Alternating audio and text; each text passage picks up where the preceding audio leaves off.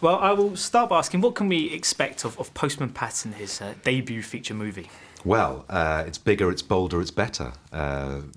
Postman Pat, I mean, he's one of the nicest characters out there, isn't he? There's not a nasty bone in his body. But that's not enough for a 90-minute film. You can't just have someone being nice for 90 minutes. So Pat is taken to a dark place. He gets sucked in by the glamour and the glitz of show business, and it drives a wedge between him and his wife, him and his son, and most importantly, between him and Jess, his black and white cat. So it's a very of the times kind of film. It's about talent shows. It's about modern efficiency drives by big corporations. But at the centre of it is lovable Postman Pat and his scene-stealing cat, Jess, who's really the star of this film. And was the pertinence to this tale something that attracted you to the project? Yeah, I mean, they said, "Do you want to play Postman Pat?" And I said yes. And then I said, "And what happens?" If it'd been Pat staring at the screen for 90 minutes, I'd still have done it. So the fact that the script turned out to be very good as well was a bonus, because it's Postman Pat. You don't get asked to play characters like that too often. And I mean, because Pat is, I was a huge fan as a kid, and there's kids today that still adore him. What do you think it is about him that just has this kind of appeal? That I don't know. It's really hard to put your finger on it, really, isn't it? He's such a sweet-natured guy.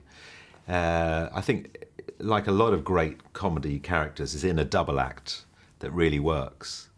It's Laurel and Hardy, Tom and Jerry, Wallace and Gromit, Pat and Jess. They're right up there. And there's such it's such an identifiable world. It's such a sweet world. I think, especially when you're 4 and 5, you can really identify with.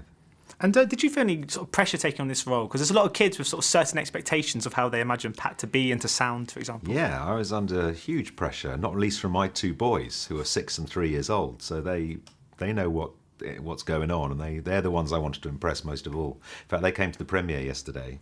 And that's the only review I was waiting for. And I passed with flying colours. Not because they came out saying it was great, they did.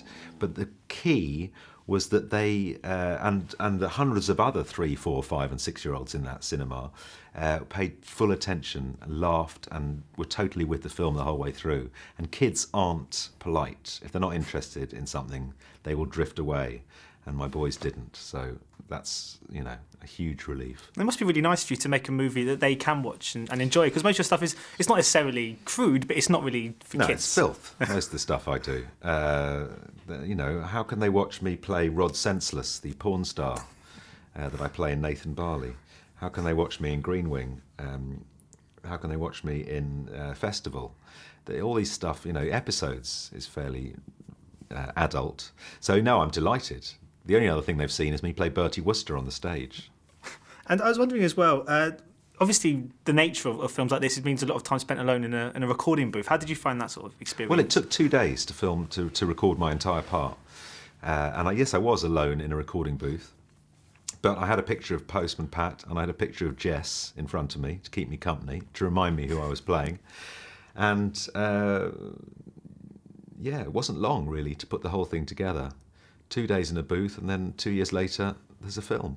Of course, Ronan Keating's providing the singing vocals. But was that, if they had asked you if you were going to sing, is that something you would have been up for? Sure.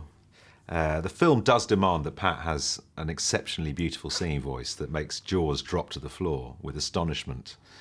If I'd done it, jaws might have dropped to the floor for a different reason.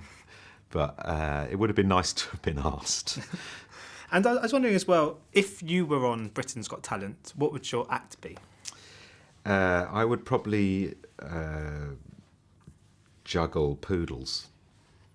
I don't know actually what I would do. What would I do? I might try... I'd probably sing a song with a guitar, actually. I'm a guitar player. And I'd probably get up there and, I don't know, put a ring on it or something. So just finally, of course, we saw you in Rush last year, and now Postman Pat the movie. Is cinema something you'd like to stay for a bit longer? Is that something you'd like to explore further?